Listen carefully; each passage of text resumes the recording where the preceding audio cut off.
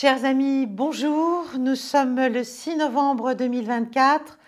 Vous êtes sur Paix et Guerre pour une nouvelle édition de Mondoscopie. C'est un grand jour aujourd'hui. Nous allons avoir un mono-sujet, évidemment. Je vais consacrer cette mondoscopie à la victoire de Donald Trump et aux conséquences de cette victoire sur la politique mondiale. Je pense qu'on pourrait avoir un autre motto que Make America Great Again. C'est peut-être le moment de dire Make Peace Great Again. En tout cas, c'est ce que j'espère. Je vais essayer de vous expliquer pourquoi c'est désormais envisageable et évidemment souhaitable. D'abord, je commence par vous donner quelques informations sur le concours lié à nos 100 000 abonnés. Alors, la liste des gagnants existe. Elle est affichée à l'écran et elle est affichée en description de cette vidéo aussi. Maintenant, il faut que vous vous présentiez à moi pour que j'ai un certain nombre d'informations qui me permettent de vous faire obtenir les lots. Donc, il faut m'envoyer un email à l'adresse suivante, caroline.galacteros@gmail.com avec le compte qui vous a servi à poster votre commentaire naturellement. C'est une question de vérification d'identité. Et ensuite, je vous enverrai, enfin à chacun des 10 personnes qui ont été sélectionnées, les instructions pour pouvoir récupérer votre cadeau. Voilà, bon, ça c'est ce que je voulais dire en entrée de jeu. Donc, je pense qu'on peut dire, même si nous ne sommes que mercredi matin et que tout n'est peut-être pas encore finalisé, mais je pense que l'on peut dire que Donald Trump a gagné. C'était une campagne à l'américaine, avec des outrances dans chaque camp, bien sûr, avec aussi une désinformation massive, notamment en France, sur la réalité des écarts, sur les projections de grands électeurs, notamment dans les médias mainstream, qui étaient tous à peu près pro-Harris, donc qui ont poursuivi le mensonge et qui aujourd'hui doivent avoir une sorte de gueule de bois.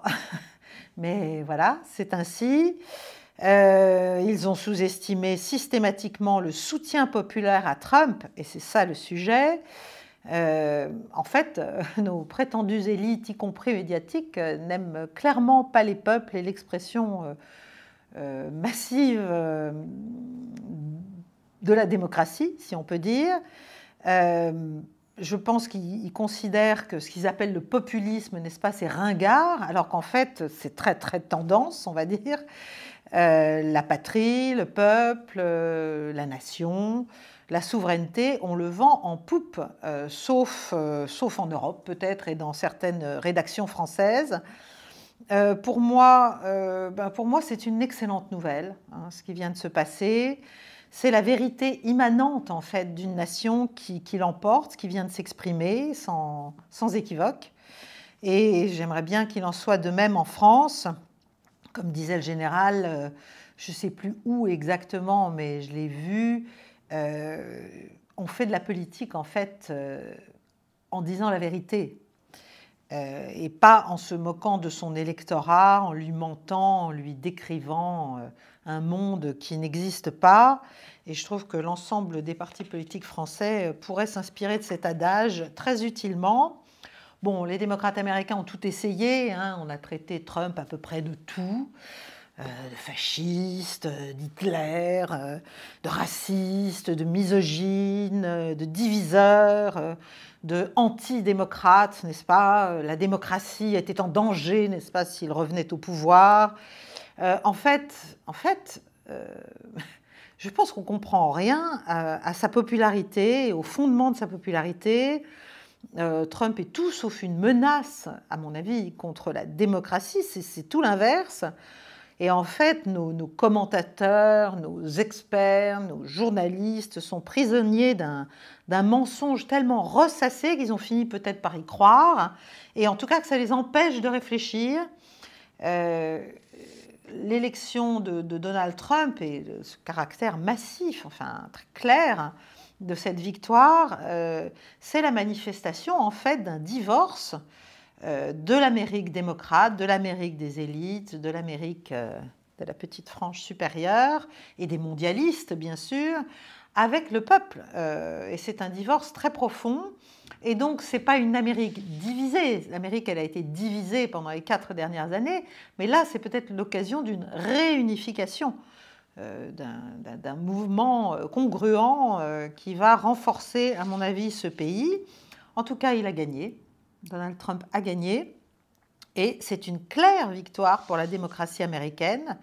Et au-delà, je le pense et je crois que c'est ça la grande nouvelle. C'est une victoire, en fait, pour le monde occidental.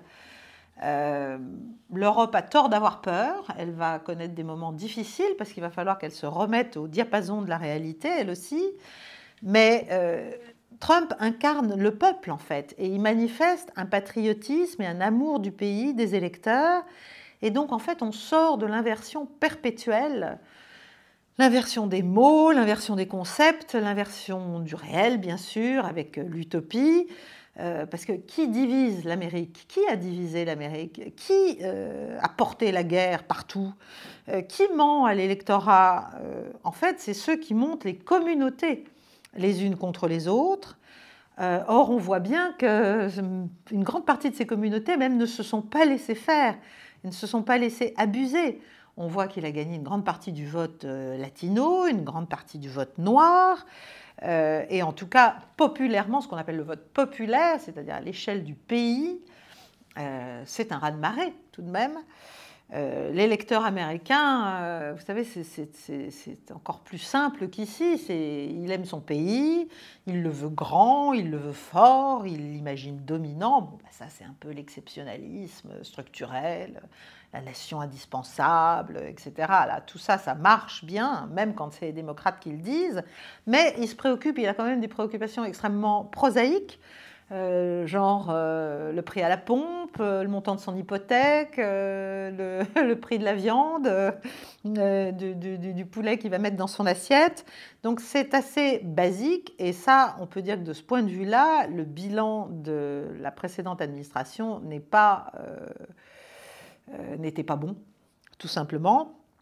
Et puis surtout, je crois aussi que le vote qui vient de s'exprimer est une claire, ça manifeste un refus du délire woke, du délire de dénonciation de cette espèce de soi-disant nouvelle société complètement perdue dans ses repères, dans ses identifications.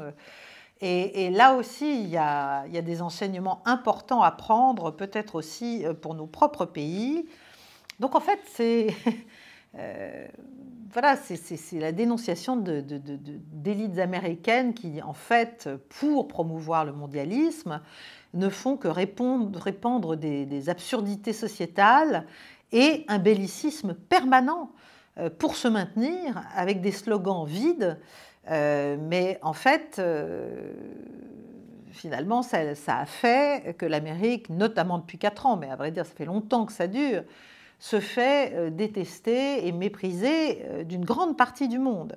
Et je vous parle de la bascule du monde depuis longtemps, ça a été aussi l'un des moteurs de l'accélération de cette bascule, ce déni du réel, du côté américain et bien sûr en pluie fine chez tous les vassaux, tous les pays associés au bloc occidental.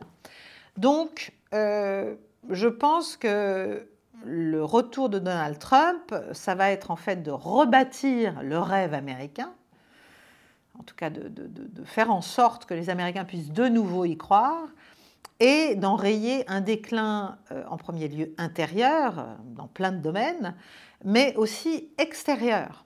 Et c'est là que ça nous intéresse sur Paix et Guerre, puisque nous nous intéressons au mouvement du monde, en fait, à la tectonique géopolitique mondiale.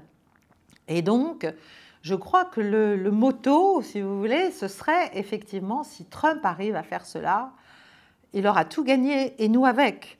ce serait de dire « make peace great again ». Donc, faire en sorte que la paix redevienne quelque chose de valorisé, de souhaité et de conforté sur cette planète. S'il y arrive, il va faire carton plein, quoi. Voilà, il gagnera tout, pas seulement le respect du peuple américain, mais aussi celui d'un grand nombre de pays dans le monde, et pas seulement d'ailleurs de l'Europe et des vassaux qui, eux, vont avoir à faire une mutation intellectuelle importante. Je parle encore une fois des élites dirigeantes, hein, je ne parle pas des populations qui ont beaucoup plus de bon sens, mais je parle aussi du reste du monde. Donc en fait, sa victoire permet d'espérer un retournement que l'on n'attendait plus, en tout cas quand on est réaliste comme moi, vis-à-vis de cette bascule du monde actuel qui joue en défaveur de l'Occident et des États-Unis. On le voit avec la poussée des BRICS, qui est une réponse et qui tire profit, si vous voulez, eh bien, des dérives de l'Amérique démocrate qui est en guerre perpétuelle, qui est en contrainte perpétuelle et qui cherche à fomenter les crises partout et qui se plante, évidemment, partout.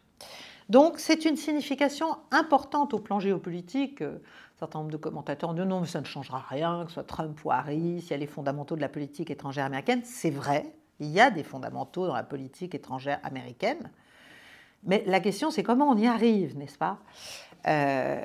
Et je pense que là, cette victoire a une signification importante et même révolutionnaire au sens propre du terme, c'est-à-dire d'arriver à retourner une situation, parce que pour l'instant, ce qui se passe géopolitiquement, c'est que l'Occident tombe, et tombait, et était en train de voir baisser son attractivité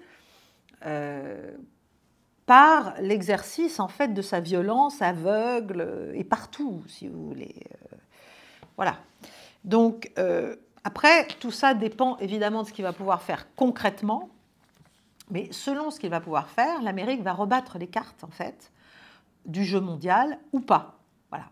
Ça va être un coup de maître pour l'Occident ou pas. Donc ça va devenir évidemment encore plus passionnant à observer, et j'espère que vous le ferez avec moi sur Paix et Guerre.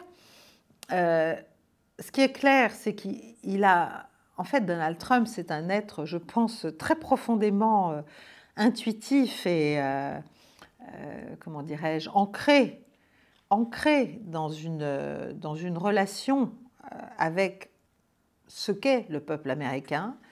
Il a compris, il a senti tout ça depuis longtemps, il a senti le retour des nations, il a senti le retour de la souveraineté, il a senti le besoin de patriotisme, il a senti le refus de la dilution identitaire des populations et du peuple américain.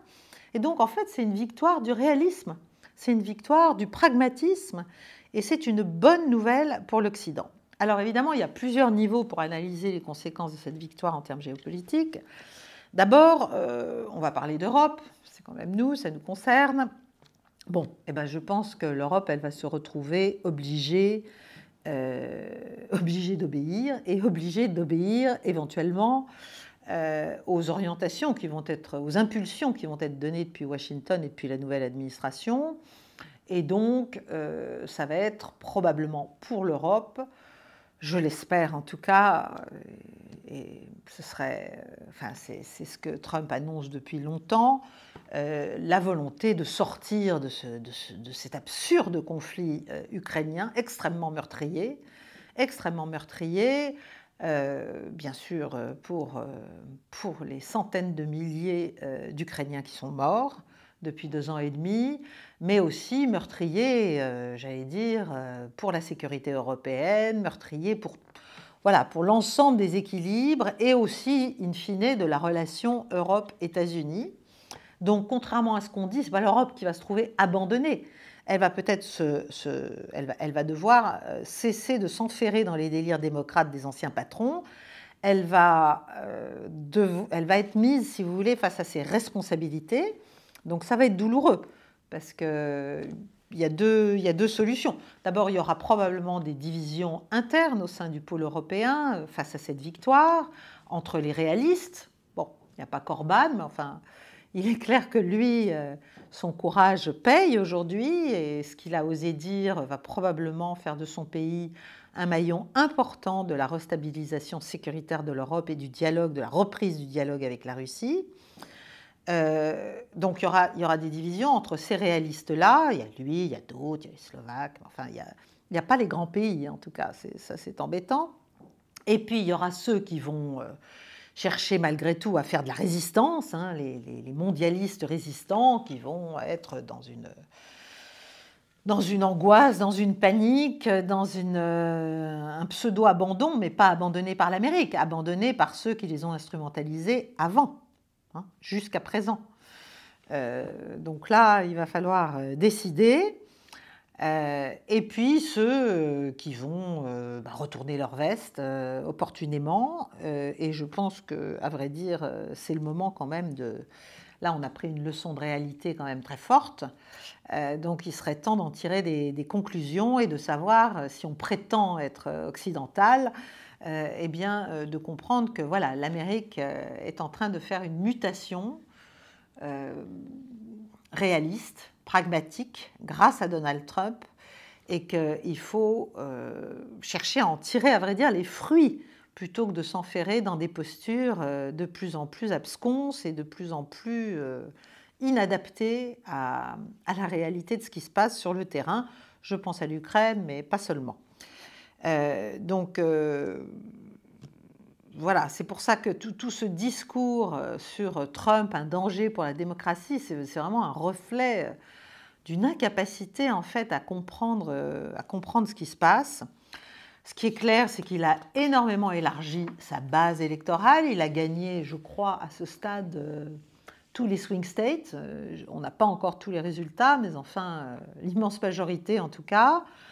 Kamala Harris, bon, elle a sous-performé, y compris dans les banlieues traditionnellement, enfin les banlieues au sens large, hein, pas les banlieues comme chez nous, les banlieues américaines. C'est assez différent, mais qui étaient traditionnellement démocrates. On l'a vu ne serait-ce qu'à Philadelphie, en Pennsylvanie, même par rapport à Biden. Donc voilà, la vacuité de son programme, de son discours, de sa personnalité, à vrai dire, sont apparus quand même, et ça s'est trop vu, on va dire. Les étudiants eux-mêmes n'ont pas été suffisamment mobilisés, mais ça c'est parce qu'elle a eu un discours. En fait, c'est toujours la même chose. Si on ment, si on n'a pas de colonne vertébrale, dans un sens ou dans l'autre, on en pâtit à la fin. Voilà. Quelles que soient, à vrai dire, les positions qu'on prend, elle n'a pas su être en défense de ce qui se passait contre la population palestinienne à Gaza. Elle n'a pas su non plus, donc elle était à la fois, elle faisait des déclarations favorables à Israël, enfin au soutien à la politique actuelle d'Israël, et en même temps, voilà, elle a fait du en même temps, si vous voulez, et ça n'a pas marché. Et puis, Trump a agité, c'est vrai, des thèmes sociétaux forts sur l'identité américaine, contre l'immigration débridée. Il l'a exploité contre l'avis de certains de ses conseillers, hein, qui lui disaient de ne pas aller sur ce terrain dangereux. En fait, il a fait une vraie campagne populiste, mais ça a porté ses fruits, parce qu'en fait, ça a touché de véritables préoccupations, de véritables inquiétudes chez l'électorat. Et puis, voilà, le mauvais bilan économique de Biden, l'inflation, la perception d'une Amérique clairement affaiblie dans le monde aussi, ont joué un rôle important dans le soutien à Trump. Et puis Trump, il s'est présenté comme l'homme qui allait en fait régler les problèmes. C'est très américain, c'est Trump will fix it. Voilà, il va s'en occuper, il va arranger il va trouver une solution. Bon, donc c'était très, très bien fait. En plus, il ose tout, hein. On peut trouver ça vulgaire, on peut trouver ça ridicule, on peut trouver ça outrancier, mais ça l'est, bien sûr, quand on le voit travailler dans un McDo ou porter une tenue d'éboueur avec un gros camion de poubelle à son effigie. Bon, évidemment, en France, tout ça est inconcevable, mais on n'est pas en France, on est aux États-Unis justement, et d'ailleurs, ça devrait nous faire réfléchir et nous faire comprendre que tout ce que dit ou fait l'Amérique n'est pas forcément toujours adapté à ce que nous sommes, nous, parce qu'en fait, on est deux pays différents quand même. Il faudrait s'en souvenir, ce serait bien. Ensuite, il a eu évidemment des soutiens de poids, mais qui ont eu aussi un discours de vérité. Un discours de vérité sur la liberté d'expression avec Elon Musk, un discours de vérité sur les questions sanitaires, les questions environnementales, les questions oui, enfin sanitaires au sens très large, hein, que ce soit l'agriculture, que ce soit la nourriture, que ce soit les maladies, que ce soit les vaccins, que ce soit le Covid, que ce soit... Bon, ça, c'était Bobby Kennedy Jr., hein, Robert Kennedy Jr. Et puis, en matière de politique étrangère, il y a une femme que moi je suis depuis déjà quelques années et que je trouve assez remarquable. Si seulement ça pouvait être une secrétaire d'État, ça, ce serait vraiment fabuleux. C'est Tulsi Gabbard. Qui est, je pense, une personnalité très courageuse, qui a été évidemment une ancienne démocrate, hein, comme Bobby Kennedy Jr., et qui a rallié Trump, et qui est une femme qui a un discours en fait, de vérité, de pragmatisme, de fin des mensonges, si vous voulez. En fait, on sort d'Orwell, quoi. On est en train de sortir du cauchemar orwellien dans lequel l'administration Biden avait plongé non seulement les Américains, mais aussi les Européens, et j'espère qu'on va savoir en sortir vraiment. Bon, il a eu plein d'autres soutiens, bien sûr, je ne vais pas tous les nommer, mais enfin, celui qu'on avait aussi vu comme son probable vice-président avant Vance, qui était le Vivek Ramaswamy, pardon. Voilà. Et du côté Harris, on avait qui? On avait Dick Cheney et sa fille. C'est-à-dire en fait des gens qui quand même ont lancé l'Amérique dans la guerre en Irak, qui a été vraiment le début de la fin, entre guillemets, le début du tombé de masque, même si ça a duré longtemps. Mais enfin, c'est des gens qui ont quand même beaucoup de sang sur les mains.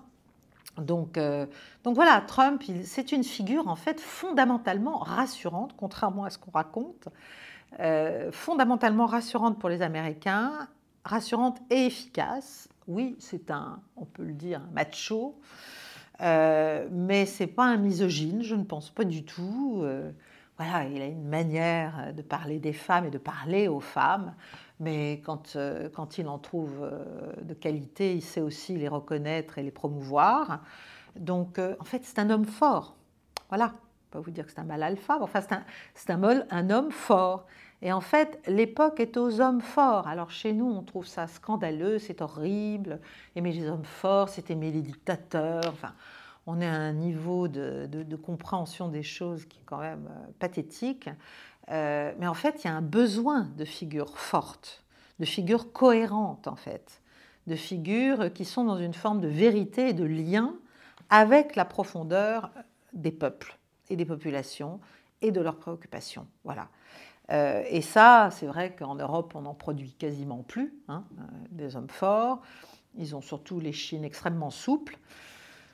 Eh bien voilà, aux États-Unis, en tout cas, ça a marché, cette figure contre-intuitive, n'est-ce pas, pour nos élites. Nous sommes donc face à une victoire, en fait, du réalisme. Parce que Trump, c'est un pragmatique, c'est un businessman. Ça ne veut pas dire qu'il va s'entendre avec tout le monde, etc. Mais au contraire, il va trouver d'autres armes, en tout cas c'est son intention, de trouver d'autres moteurs pour faire regagner l'Amérique en puissance et en influence. Voilà, mais pas sur des mensonges ou juste des bombes. Ça ne suffit pas, et ça ne marche pas, et ça produit l'inverse. Voilà. Donc, bien sûr, ce n'est pas une bonne nouvelle pour tous les bénéficiaires jusqu'à présent de la folie belliciste américaine, y compris, et je pense que c'est ça le truc, c'est que, vous voyez, les BRICS, enfin le pôle alternatif, si vous voulez, de puissance qui est en train de se structurer autour des 5 puissances fondatrices des BRICS, bien sûr, ça va continuer, mais maintenant, ils vont avoir affaire à, non pas, si vous voulez, à une figure démonisée comme pouvait l'être l'administration Biden par ses actes même, mais à une figure, j'allais dire, plus dure, mais plus constructive et donc plus attirante. Et d'ailleurs, ça s'est vu, pas plus tard qu'il y a, je sais plus, il y a 2-3 heures, on a vu une déclaration de Narendra Modi, Premier ministre indien, qui a félicité Donald Trump chaleureusement et qui a dit qu'il espérait beaucoup que le partenariat stratégique avec l'Amérique se renforcerait, etc., etc. Et l'Inde est bien sûr un des membres fondateurs des BRICS. Donc, si vous voulez, il va y avoir une vraie concurrence désormais, possible de nouveau, grâce à une rationalisation en fait de la politique extérieure américaine, je pense, une concurrence entre ce pôle alternatif et, de nouveau, un pôle occidental, et en tout cas une puissance américaine, qui va devenir peut-être de nouveau attractif, qui va réparer les dommages faits au dollar, au discours américain, à la capacité d'entraînement des Américains. Donc en fait, si vous voulez, contrairement à ce que tout le monde raconte, je pense que c'est une très bonne nouvelle pour l'Occident, en fait, la victoire de Trump. Mais évidemment, on ne veut pas le voir ainsi, puisque nous, ce qu'on appelle l'Occident fort, c'est l'Occident qui ment, c'est l'Occident qui entre en guerre à tout bout de champ, c'est l'Occident qui recherche uniquement la confrontation. Je pense que lui va avoir une politique beaucoup plus subtile que ça.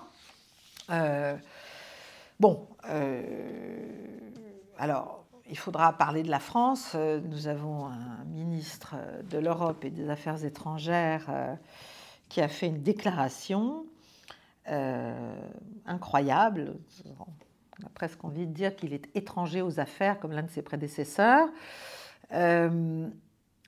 Benjamin Haddad, pour ne pas le nommer, vient de dire « On a voulu croire que 2016 était une parenthèse. En fait, c'était un accélérateur. » Mais un accélérateur de quoi ? D'abord, faire cette déclaration quand on est ministre des Affaires étrangères, ça marque une déception, ça marque... ça me semble inadapté et pas très habile pour la France, mais enfin, bon, voilà, c'est une manière de dire l'Europe fait la gueule, en fait. Hein. Pardonnez ma familiarité, mais c'est un peu ça. En fait, ce n'est pas un accélérateur, 2016. C'était la marque d'une réalité, c'était le début d'une lame de fond en fait, souverainiste et patriotique et d'une Amérique qui ne va pas vers l'isolationnisme. Ce n'est pas la question. C'est une Amérique qui reprend conscience d'elle-même et qui prend aussi conscience de ce qu'elle a autour et qui entend gérer peut-être cet autour autrement que simplement par des positions strictement de confrontation, de brutalité, de déstabilisation, voilà, face à des concurrents qui désormais sont en état de lui tenir la dragée haute. Donc, je pense que vraiment cette déclaration marque qu'on n'a pas bien compris, en fait. On n'a pas bien compris ce qui se passe. On ne veut pas le comprendre, en fait, parce qu'on est nous-mêmes on vit nous-mêmes dans un renversement des narratifs, des perceptions, dont on nous vend le mensonge pour la vérité, on nous vend...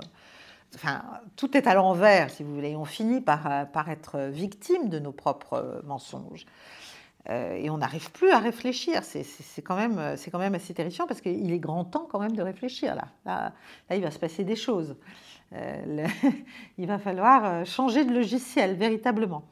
Donc pour l'Europe, c'est clair qu'elle est mise face à l'incohérence de sa servilité, en fait. C'est-à-dire à force de n'avoir pas su réfléchir pour elle-même face à la réalité, face à un conflit dans lequel on voulait l'engager, qui allait l'affaiblir face à la Russie, ben voilà, elle se retrouve maintenant en premier front face à la Russie, et si elle ne change pas assez rapidement de position et s'enferre dans un soutien à un régime qui joue contre son propre peuple, eh bien elle va se retrouver seule parce que l'Amérique elle-même, elle va engager probablement de nouveau un dialogue avec la Russie. Elle a tout intérêt à le faire, elle comprend qu'elle a intérêt à le faire. Et comme je l'ai dit depuis déjà un certain nombre d'émissions, depuis je ne sais plus combien de mondoscopies, on le sent, on le sentait dans les journaux américains, dans les revues américaines, dans les articles américains, dans les prises de position de certains responsables américains. On sent bien que voilà, ils commencent à prendre conscience qu'il va falloir trouver des solutions. Il va falloir arrêter cette hémorragie à la fois d'argent, d'hommes, parce qu'il y a quand même un certain nombre d'Américains qui meurent sur le théâtre en Ukraine, même s'ils ne sont pas officiellement des soldats américains. Et donc, il va falloir arrêter tout ça. Donc finalement, pour la France, j'allais dire le lèche-bottisme n'aura rien rapporté, et on va se retrouver marginalisé si on ne sait pas faire assez vite un changement de pied, et comment dirais-je, devenir nous-mêmes réalistes, si vous voulez, nous convertir rapidement, très rapidement, au pragmatisme et au réalisme, et avoir un sursaut souverain, nous aussi, c'est-à-dire comprendre que pour subsister en Europe, il faut arrêter cette folie mondialiste, il faut revenir à une Europe des nations qui est capable d'avoir des relations avec les États-Unis, avec la Russie, avec la Chine, avec les autres Européens, à partir de la définition de nos intérêts nationaux. Donc voilà, je pense que cette élection est un moment critique, c'est un moment où on peut soit saisir la balle au bond et transformer l'essai, pour prendre des métaphores sportives, soit la laisser tomber, se désespérer, s'asseoir par terre et se dire « Mon Dieu, mais qu'allons-nous devenir ?» Au contraire, c'est une bonne nouvelle dans le cadre de l'équilibre global du monde. Et d'une certaine manière, ce n'est pas une si bonne nouvelle que ça pour les BRICS, pour les Chinois, pour les Russes, parce que ce n'est pas parce qu'il va faire la guerre, il va arrêter de faire un certain nombre de guerres, je pense, Donald Trump, ou de les nourrir, mais parce qu'il va faire une politique de paix, de négociation, de dialogue, qui va rétablir l'image de l'Amérique dans le monde. Et voilà, c'est tout ça le paradoxe, en fait. C'est le paradoxe de cette victoire, c'est ce qu'on ne voit pas encore, c'est ce qu'on ne comprend pas. Mais à mon avis, c'est la fin du renversement orwellien, si vous voulez. En fait, l'Occident est passé à 2 doigts de l'effondrement. Ça se serait passé en quelque temps, bien sûr. Ce n'est pas pour demain matin, mais enfin. Et là, on a un gars qui a appuyé au fond de la piscine et hop, voilà, qui a décidé que non, on n'allait pas mourir, ni son pays, ni forcément ses alliés, ses partenaires. Et ça vient des tréfonds du peuple américain qui a senti, lui aussi, qu'il pouvait enrayer ce déclin. Et ce déclin, ils le perçoivent. Parce que ce qui se passe à Washington, c'est une bulle, Washington. Ce n'est pas l'Amérique. Donc nous, on est là, on s'intéresse à tout ce qui se passe. Bon, c'est très intéressant, c'est très important. Mais ça n'est pas le fond de l'âme du peuple américain. Et je trouve qu'on devrait s'intéresser un peu plus au fond de l'âme de nos peuples. Voilà, qui ont quand même une unité. Et c'est ça qui enraye les divisions, c'est ça qui enraye le communautarisme, c'est ça qui enraye tout, y compris l'antisémitisme, y compris l'anti-islamisme, y compris tout. C'est-à-dire d'essayer de retrouver les moteurs d'un collectif lucide, comment dirais-je, rigoureux, intransigeant même, mais qui propose quelque chose de commun à une population dans toute sa diversité. Voilà, en la contraignant, si nécessaire, pour que précisément cet éclatement ne se poursuive pas. Bon. Alors, comment cette élection, si vous voulez, a été... Alors, comment la campagne déjà a été vue, notamment en Russie? Bon, évidemment, pour les Russes, ça paraît un peu, si on regarde un peu les commentateurs russes, les médias russes, etc., ça leur paraissait extrêmement théâtral et un peu ridicule. Enfin, bien sûr, c'est pas concevable en Russie de faire des campagnes comme les font les Américains. Voilà, ça leur a semblé peut-être vulgaire, extravagant. Mais bon, ils ont dit, nous, on fera avec le gagnant tel qu'il est. Je pense qu'ils espèrent une reprise du dialogue. Je pense qu'ils espèrent enfin un interlocuteur sérieux pour peut-être remettre la sécurité européenne en situation d'équilibre.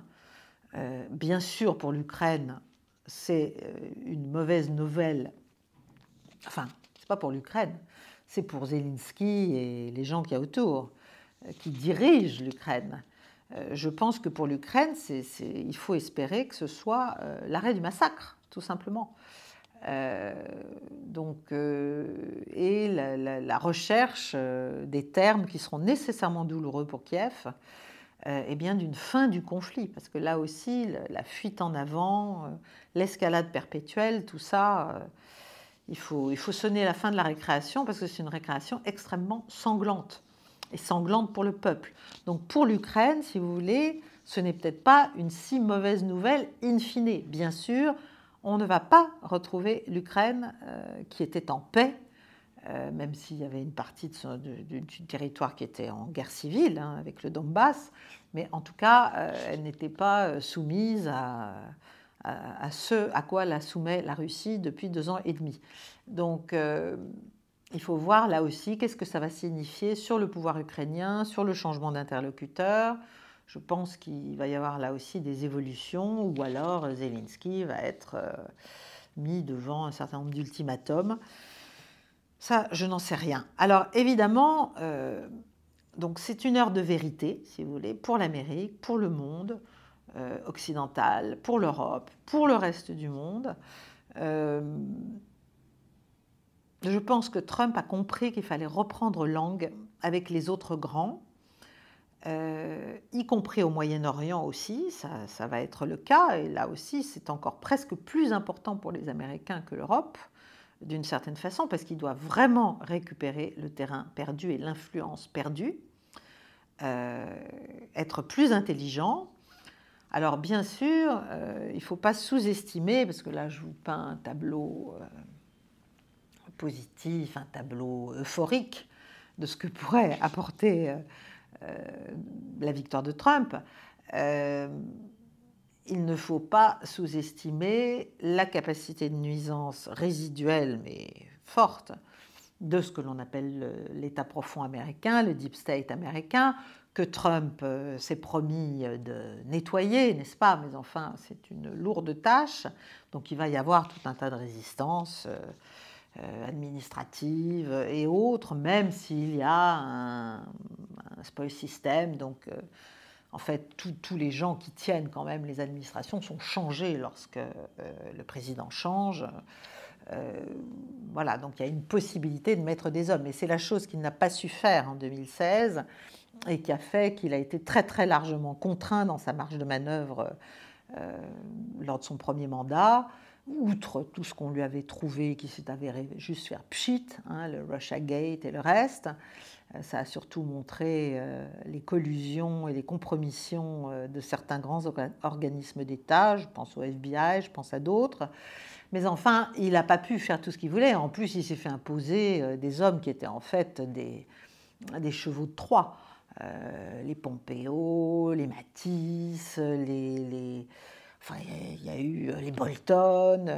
Bon, il a eu vraiment des néoconservateurs pur jus, pur sucre autour de lui qui l'ont voilà, qui l'ont embolisé, si vous voulez, qui l'ont qui l'ont empêché d'agir. Donc, un de ses grands enjeux, ça va être évidemment de bien s'entourer, de savoir se faire obéir, de redéfinir une politique américaine vis-à-vis de l'Europe, vis-à-vis de l'OTAN, vis-à-vis de la Russie, vis-à-vis de la Chine, ça je pense qu'il a déjà une idée assez claire, vis-à-vis du Moyen-Orient. Et donc, en fait, il faut qu'il soit très inventif, très très inventif. Et la grande question, évidemment, que vont devoir se poser les gens qu'il va recruter, qu'il a même certainement déjà recruté, pressenti et agrégé à ses équipes, c'est qu'est-ce que ça veut dire finalement, qu'est-ce que ça veut dire aider par exemple l'Ukraine aujourd'hui? Qu'est-ce que ça veut dire aider Israël? Est-ce que c'est juste donner un blanc-seing et les armes qui vont avec à l'actuel cabinet israélien dirigé par Benjamin Netanyahou, qui vient de remplacer son ministre de la Défense par son ex-ministre des Affaires étrangères et son ministre des Affaires étrangères par un jusqu'au-boutiste, Gideon Sa'ar, encore plus radical que le précédent, Katz, donc qui est passé à la Défense. Voilà, qu'est-ce que ça veut dire? Là, on est dans le fond du sujet. Je pense que en bonne logique, il faudrait aujourd'hui faire en sorte qu'Israël puisse, pour demeurer et pour garantir sa sécurité, sortir de cette politique qui est en fait juste un moteur pour le pire, si vous voulez. Une politique qui consiste à réduire à néant la bande de Gaza, à aller au Liban, avec des résultats militaires, encore une fois, très, très discutables, s'agissant de l'affaiblissement des mouvements Hamas et Hezbollah. Voilà, Israël est dans une politique là aussi de fuite en avant qui est essentiellement destinée à permettre la survie politique de Benjamin Netanyahou et qui fait que ce n'est pas du tout le peuple israélien qui est encore une fois protégé par tout cela, au contraire, bien au contraire. Et voilà, il y a tout un discours, je pense, à recalibrer là-dessus et surtout des pratiques à recalibrer. Parce qu'en fait, ce qui est en train de se passer, c'est que l'ensemble du Moyen-Orient, du fait de ce qui se passe à Gaza, dont personne n'a le droit de parler, eh bien, j'allais dire, fait sa petite vie autour d'Israël et contre lui, en mettant à bas les accords d'Abraham, en les mettant en tout cas en danger. Donc il va falloir reprendre tout ça et faire en sorte que chacun ait intérêt à la survie de l'autre, la survie politique, la survie en tant que bien sûr qu'État, mais aussi, voilà, il va falloir retrouver un réseau d'intérêts croisés entre les Saoudiens, les Israéliens, les Iraniens, les Émiratis, les Qataris, les Koweïtiens, les Irakiens, les Syriens, bref. Voilà. Et les autres, ceux dont je n'ai pas parlé, bien sûr, les Omanais, les Bahreïnis, les Houthis, les Yéménites. Voilà, il y a tout ça à revoir et ça va être très compliqué. Donc, je ne suis pas sûre il va y avoir une phase qui sera probablement assez compliquée et qui est très dangereuse parce qu'il ne faut pas oublier que là, je pense qu'on peut dire que la victoire de l'élection est claire. Mais Trump ne sera véritablement au pouvoir que le 20 janvier prochain. Donc là, il y a quand même une phase qui s'ouvre, qui est hautement dangereuse et inflammable, qui est celle éventuellement de l'aventurisme, de la dernière chance de certains. Et je pense à Israël et je pense aux Ukrainiens qui peuvent avoir intérêt à faire des choses folles pour essayer d'entraîner l'Amérique derrière eux. Mais bon. Et puis deuxièmement, il y a la sécurité de Donald Trump, et ça c'est quelque chose dont personne ne parle, mais enfin tout de même, il a fait l'objet de plusieurs tentatives d'assassinat. La violence de cette campagne est folle. a été folle et il n'est pas encore officiellement au pouvoir. Donc voilà, je pense que, j'espère en tout cas que sa sécurité est extrêmement, extrêmement étroite et renforcée parce que, voilà, parce que rien ne doit jamais être exclu.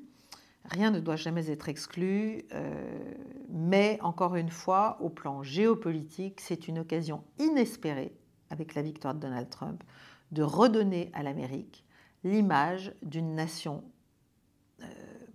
protectrice de ses alliés et des grands équilibres, qu'elle a perdu radicalement, à vrai dire, depuis 25 ans, et en tout cas certainement depuis 2003. Alors bien sûr, c'était faux, c'est-à-dire... même avant, si vous voulez, c'était faux. L'Amérique a des intérêts cyniques, très prosaïques, etc. Mais malgré tout, ça faisait encore école.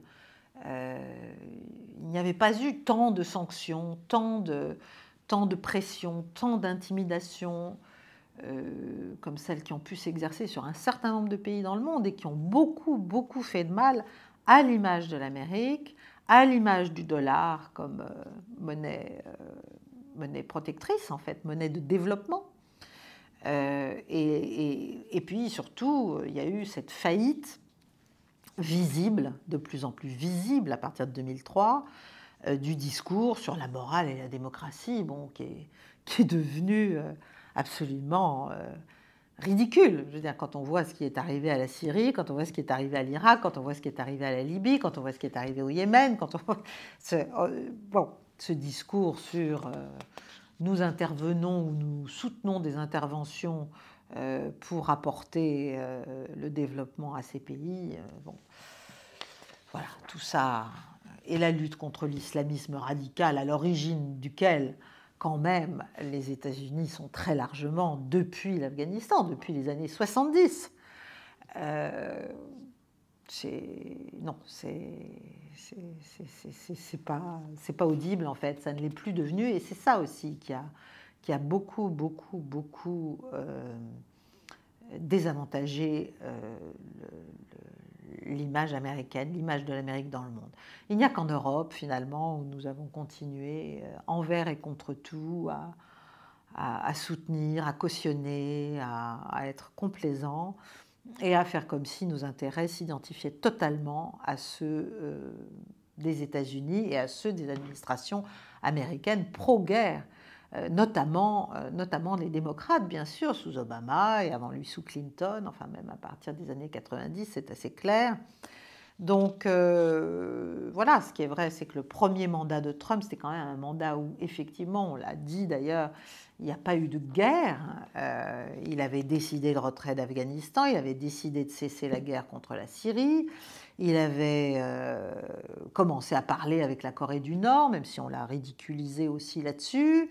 Il avait su éviter la guerre que lui proposaient ces faucons avec l'Iran à un moment donné, je ne sais plus exactement la date, mais il y a eu un moment où vraiment tout a été fait pour qu'ils disent oui à une attaque contre l'Iran. Il ne l'a pas fait. Bon, il a vraiment une intelligence des choses très fine, contrairement à ce qu'on raconte. Voilà, il a certes fait des grosses erreurs, il s'est retiré de l'accord sur le nucléaire, ça c'était à mon avis une très grosse erreur, mais il a su faire les accords d'Abraham. Bon, donc encore une fois, ça ne veut pas dire parce qu'il a gagné que tout va revenir comme avant, que l'Occident va reprendre. C'est fini, l'unipolarité c'est terminé. Mais justement, il faut un président américain qui prenne la mesure des réalités internationales et qui sache repositionner son pays et ceux qui sont dans son orbite dans des postures, comment dirais-je, favorables, ou en tout cas point trop défavorables. Point trop défavorables. Là, je pense à l'Europe. Donc voilà, c'est vraiment de grands, grands enjeux qui sont désormais devant Donald Trump et l'administration qui va prendre le pouvoir à Washington.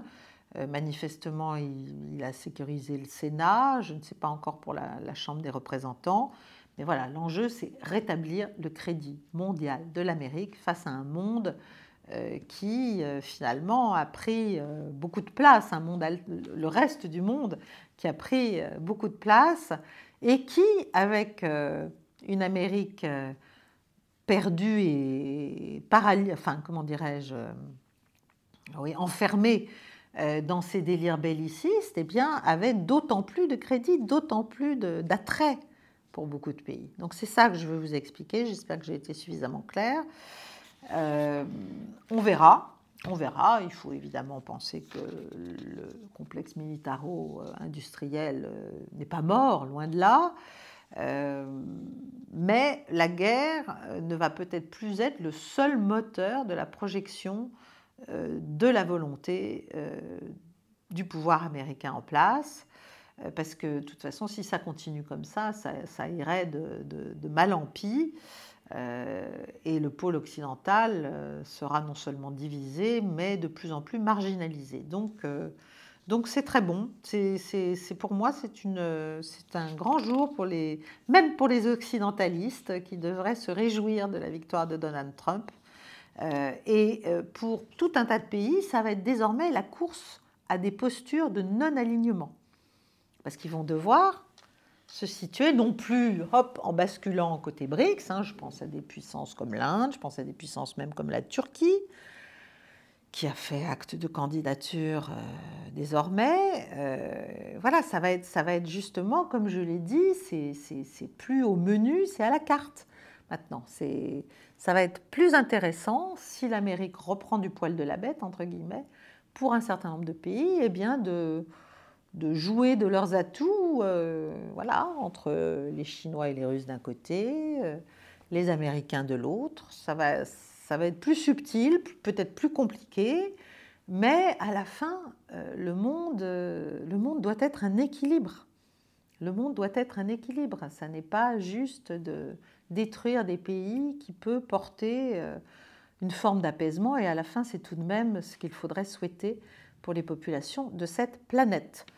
Voilà, et je ne vous parle même pas du droit international qui est en lambeaux et qu'il faut quand même reconstruire. Donc soit c'est les BRICS qui vont le faire, soit là aussi, ça peut être peut-être les États-Unis qui pourraient avoir dans ce domaine un rôle plus positif, plus constructif.